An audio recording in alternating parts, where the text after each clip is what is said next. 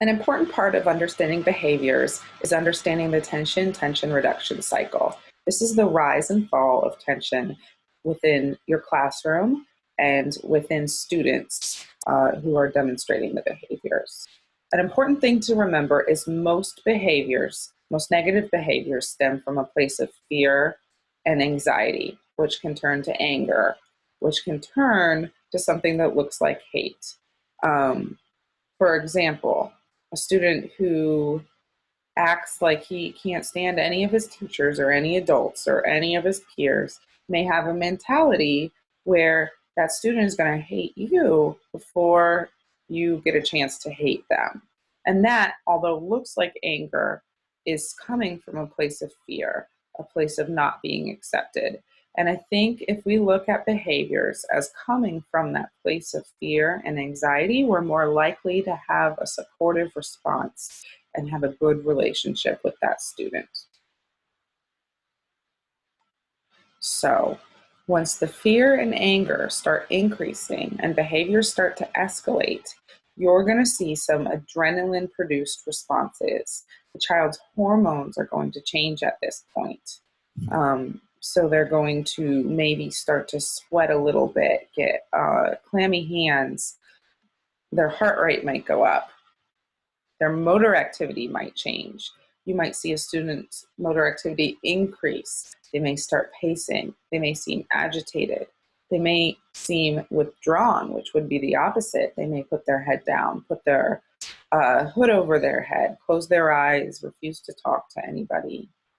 Their speech is also going to change. They may become excited. They may start stuttering. They may have some aggressive speech, use profanity. Their volume or cadence of their speech may increase. These are all signs that we need to be in the supportive phase. We can't start setting limits yet. That's going to amp up the student's tension. This is the part of the tension reduction cycle where we should be trying to bring them back down again by being there for them, listening emphatically. We could mirror their behavior. For example, if a student is sitting down in the hallway with his back against the wall, refusing to move, instead of standing over that student, you may walk down a few feet and mirror his behavior, letting him know that you're there for him and you can wait it out with him, that you can wait through this and get through this with them. That's part of the supportive phase of this.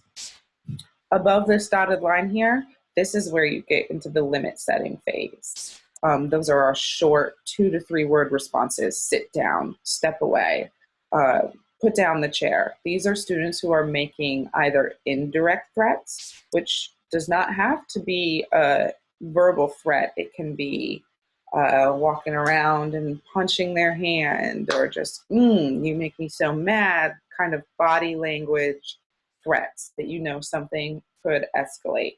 These are where we're going to set limits. You need to go calm down in the calm down area. You need to go sit at your desk or at the table. You need to step away from the other child. These are our limit setting phases.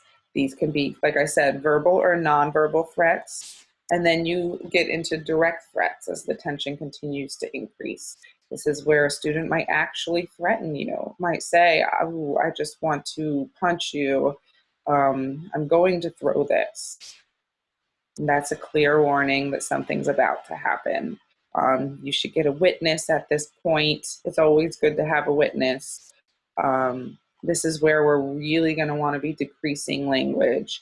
If they're yelling at us, we don't want to yell back. If we get louder, it's more than likely that they're going to get louder.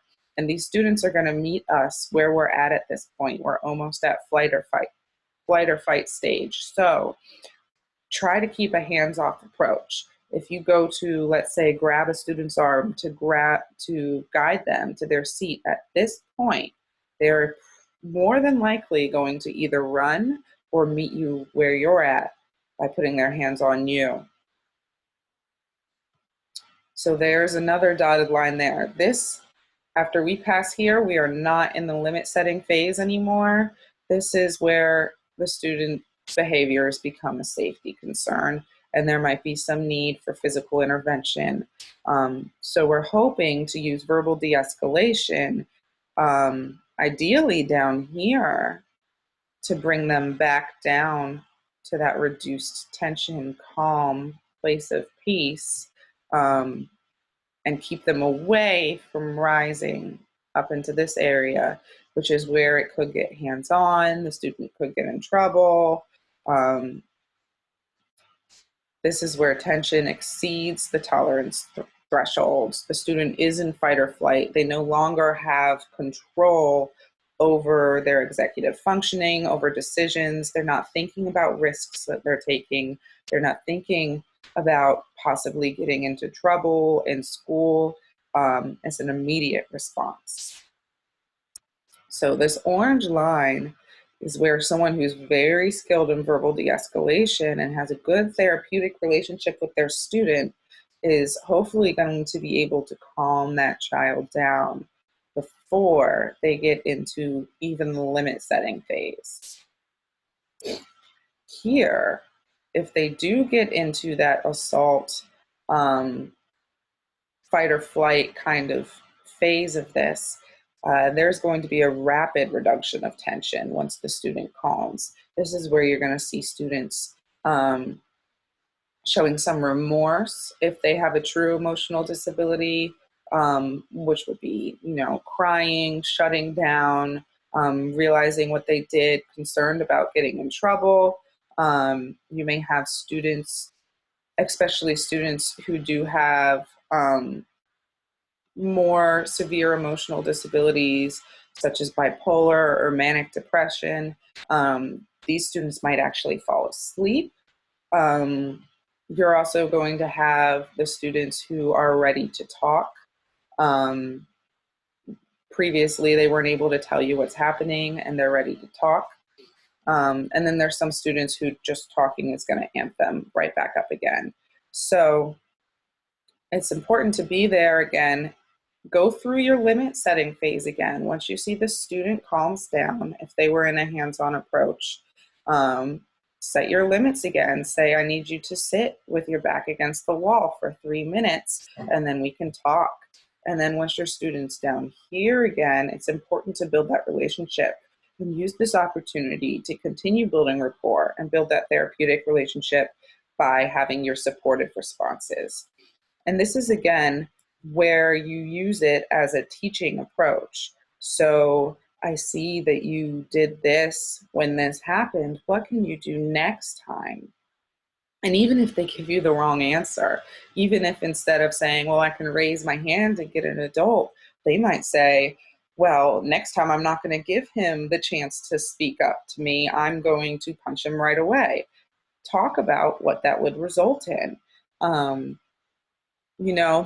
I can see you may want to do that, but what would happen to you then? Oh, you might get suspended. What would happen at that point? What would be a better choice? And continue to talk them through that until you've set clear boundaries while being supportive, and teaching them the appropriate response. And then there are some students who this is just going to go right back up and back down and right back up and right back down all day. And there's some other students where you're not going to have so many dips and hills.